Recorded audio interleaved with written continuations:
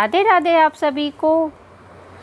आज की वीडियो में मैं आपको सुनाऊंगी कार्तिक माह के महात्म्य अध्याय। आज कार्तिक महात्म्य का पहला अध्याय शुरू करते हैं। मैं सिमरू माता शारदा, बैठा जीवा आए, कार्तिक मास की कथा लिखे कमल हर्षाए। नैमिषारण्य तीर्थ में श्री सूत जी ने 88,000 शौनिक ऋषियों से कहा। अब मैं आपको कार्तिक मास की कथा विस्तार पूर्वक सुनाता हूँ, जिसका श्रवण करने से मनुष्य के सभी पाप नष्ट हो जाते हैं और अंत समय में वैकुंठ धाम की प्राप्ति होती है।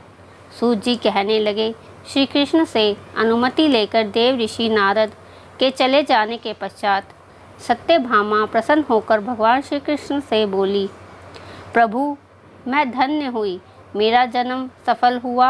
मुझे जैसी त्रिलोक्य सुंदरी के जन्मदाता भी धन्य हैं, जो आपकी 16,000 स्त्रियों के बीच में अपनी परम प्यारी पत्नी बनी। मैंने आपके साथ नारद जी को वह कल्प वृक्ष आदि पुरुष विधि पूर्वक दान में दिया, परंतु वही कल्प वृक्ष मेरे घर में लहराया करता है। यह बात मृत्युलोक में किसी स्त्री को ज्ञात नहीं है। हे त्रिलोकीनाथ, मैं आपसे कुछ पूछने की इच्छुक हूँ। आप मुझे कृपा कार्तिक महात्म्य की कथा विस्तार पूर्वक सुनाइए, जिसको सुनकर मेरा हित हो और जिसके करने से कल्प प्रयत्न भी आप मुझसे विमुख ना हो। सूत जी बोले, सत्यभामा के ऐसे वचन सुनकर श्री कृष्ण ने हंसते हुए सत्यभामा का हाथ पकड़ा और अपने सेवकों को वहीं रोकने के लिए कहकर विलासयुक्त अपनी पत्नी को कल्पवृक्ष के नीचे ले गए। फिर हंसकर बोले, हे प्रभु, 16,000 रानियों में से तुम मुझे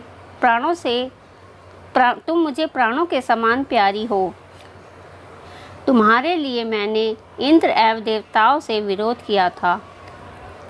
हे कांते, जो बात तुमने मुझसे पूछी है उसे सुनो।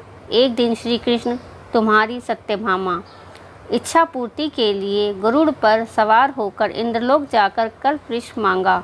इंद्र द्वारा मना किए जाने पर इंद्र एवं गरुड़ में घोर संग्राम हुआ और गोलोक में भी गरुड़ जी ने गौओं से युद्ध किया।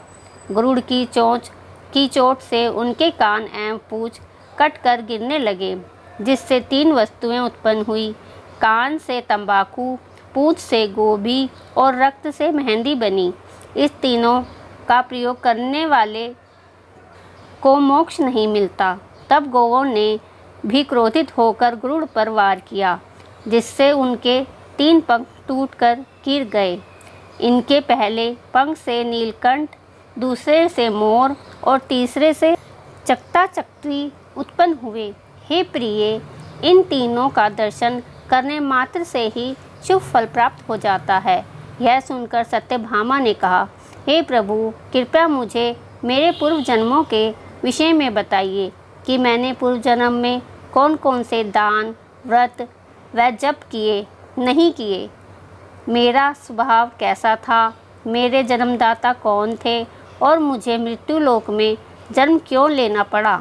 मैंने ऐसा कौन सा पुण्य कर्म किए था जिससे मैंने आपकी अर्धांगिनी हुई।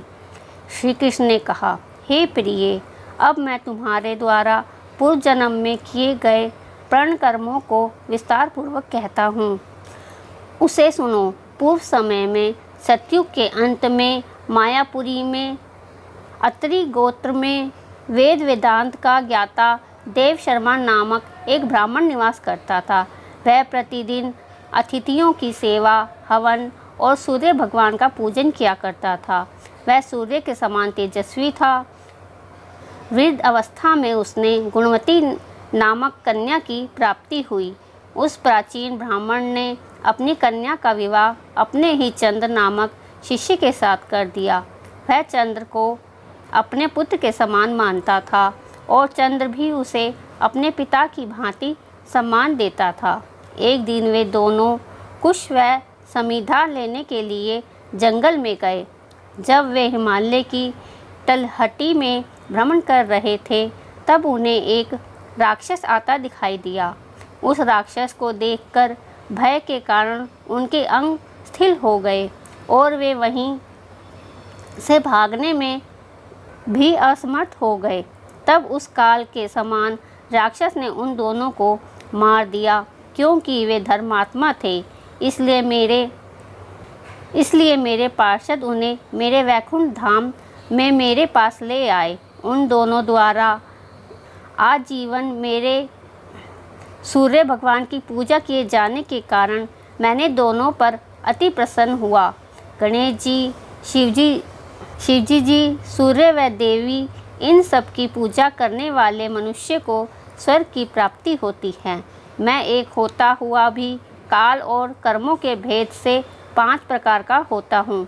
जैसे एक देवदत्त, पिता, भ्राता आदि नामों से पुकारा जाता है। जब वे दोनों विमान पर रुद्र होकर सूर्य के समान तेजस्वी, रूपवान, चंदन की माला धारण किए हुए मेरे भवन में आए तो वे दिव्य भोगों को भोगने लगे। बोलो विष्णु भगवान की जय। राधे राधे।